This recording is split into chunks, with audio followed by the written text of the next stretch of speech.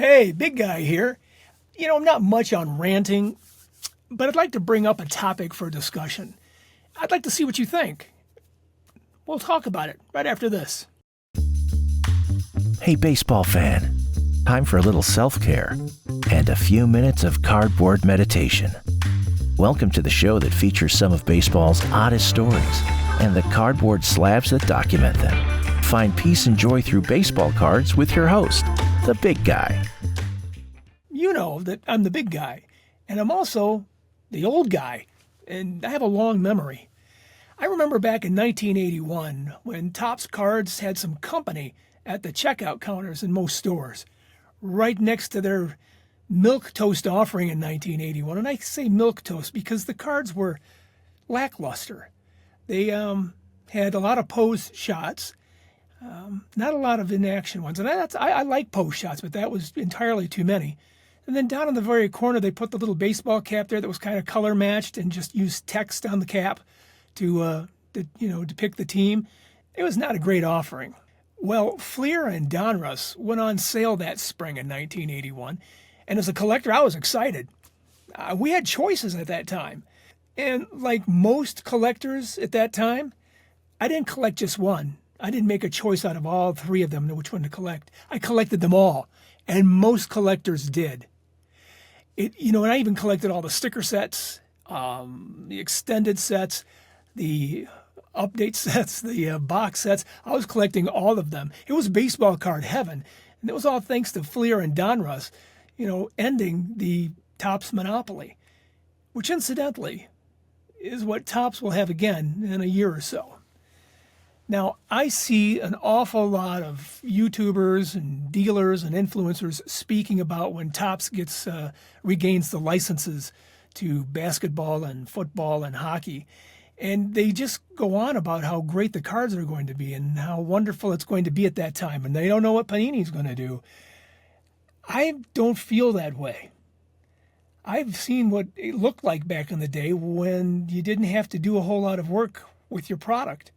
I mean, take a look at that 81 Topps set again. I mean, look at the cards. When you're the only manufacturer, you can get a little indifferent with the quality of your product. Now, even though Donruss cards were lacking in quality photos and thin stock, and Fleer had so many errors, it was an exciting time because we had choice. So when Topps regains all the licenses, it'll be a monopoly once again, and costs will probably go up because Topps will be able to do whatever they want. And you thought prices were high right now? Well, with a monopoly, there's no reason to lower the price either. You've already seen the greed, right? When a company doesn't have competition, they get complacent, and there's no interest in innovation or investing. And the only time they'll ever change is when they have to protect their interests. Now, I like Topps. I have always liked Topps. I still collect Topps. And they have never, ever put their price of cards out of reach of the average consumer. Yeah, they have. And they continue to do so right now. But they've never done that thing, that shrinkflation thing where they've given you less but charged more, right? Now they've done that too. Now imagine not having any rules, not having any competition. That's my fear. Look, Panini, Upper Deck, Leaf, we know they can make some pretty nice cards. And if they were given an equal playing field and access to other products and licenses, imagine the cards we would see, the quality we would see. We would be able to collect a lot of cards. And if you're a breaker, oh my goodness, think of the product you'd be able to break on a daily basis, new things, different things. It would be best if Topps did not have that monopoly. Monopolies are rooted in greed, and greed is that monster born of a lack of confidence in the ability to create and the ability to compete. I, for one, am not looking forward to that Topps regaining all of the licenses. I'm hoping I'm wrong, but greed is huge, and mankind has left us a pretty clear history of the damage that greed can do. Okay, it's time to remove all doubt. It's time to expose the conspiracy theory. It's time to set the record straight. It never happened.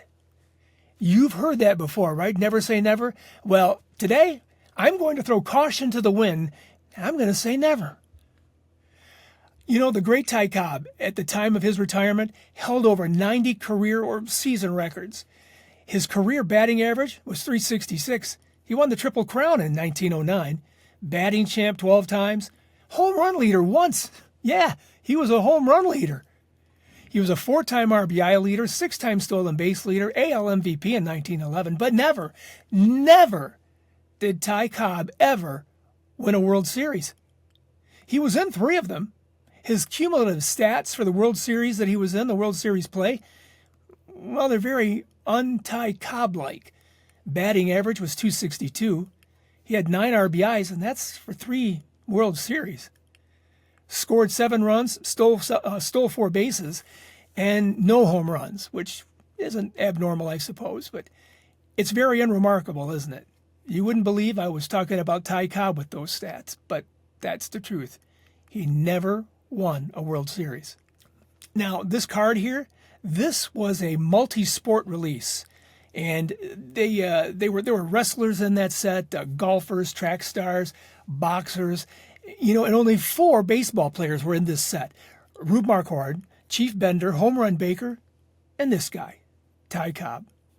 It's a beautiful set, and if I were able to afford a Ty Cobb card, this is the one I would get, because it's just a beautiful card. And since I'm not in that tax bracket, I don't have to worry about it.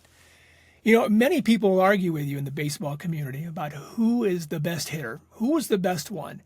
But most folks will probably agree that the best pure hitter was Ted Williams. Even when serving 2 stints in the military, Teddy Baseball won 6 batting titles, led the American League in on-base percentage 12 times. His .482 career on-base percentage is one of the best of all time. He had a .634 career slugging average.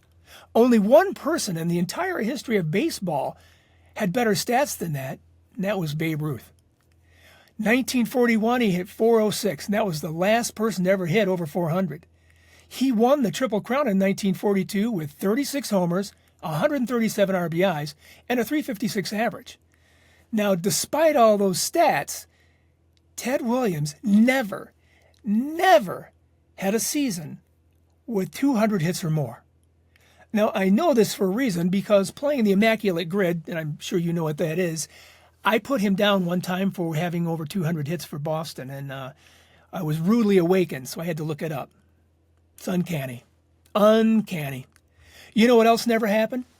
Hall of Famer Nolan Ryan, with all of the amazing feats he achieved during his career, like being the strikeout leader with 5,714, like throwing more no-hitters than anyone with 7, winning 324 games and having 61 shutouts.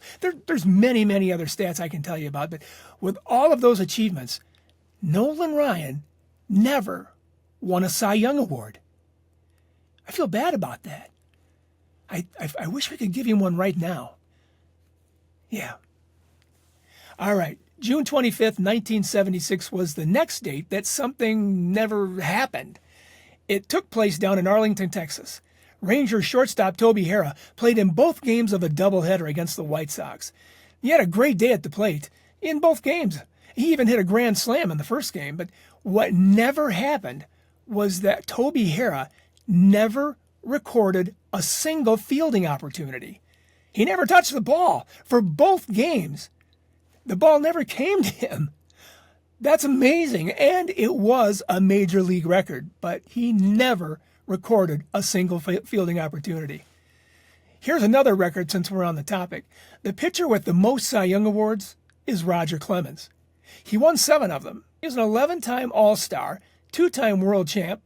He was an MVP winner, 5-time AL strikeout leader, and 2-time Triple Crown winner. Yet, during all of his 23 years of dominance in the majors, he never had a no-hitter. Never tossed a no-hitter. I'm not kidding you. It's hard to believe. And I know you're going to stop right now, and you're going to go to your little hand computer, and you're going to start looking that up to make sure that I'm not wrong. But you're going to find out that, yeah, much like Nolan Ryan never winning a Cy Young Award, Roger never threw a no-hitter. Again, uncanny. Now, this is the last story of something that never happened, and it concerns one of today's greatest baseball players, that being Mike Trout. Lots of people call him a five-tool player. That's a player that hits for average, hits for power, has exceptional speed, can throw with distance and accuracy, and here's the skill that is called into question: his ability to field. Over his short career so far, Mike was an AL MVP 3 times, AL Rookie of the Year, 9 times Silver Slugger Award winner. He was the AL RBI leader and stolen base leader, so all of those stats are kind of ranking high with those 5 tools that we talked about. With the exception of fielding, I'm not saying that he had issues with his defense. I mean, look at these cards. That card in the upper right-hand corner, that's the famous home run that he stole that was on the cover of Sports Illustrated. He took it from White Sox player Jesus Montero. Now, to this date, here we go, Mike Trout has never won a Gold Glove Award. Did you hear me? Really? Look at all these cards. What's a guy got to do? Maybe just an oversight, I don't know. But if somebody has contact with somebody in the MLB office, we need to make that right. I guess he's the only guy on our list so far this afternoon that, has the ability to strike down the that never happened thing. So let's hope so. Let's hope that 2025 is going to be a good year for Mr. Trout. So many things never happened that you might think there wouldn't be much to talk about. Well, thankfully there was. Thank you for watching. If you've never subscribed to my channel, it's about time you break that chain. Like and subscribe and leave me a comment. You're an interesting person, and I'd love to know what you think. Talk soon. Cardboard meditation helps set your mind right. Thank you for watching. Show us your appreciation by clicking the like and subscribe button. Ring the bell while you're at it so you'll know when we upload a new story.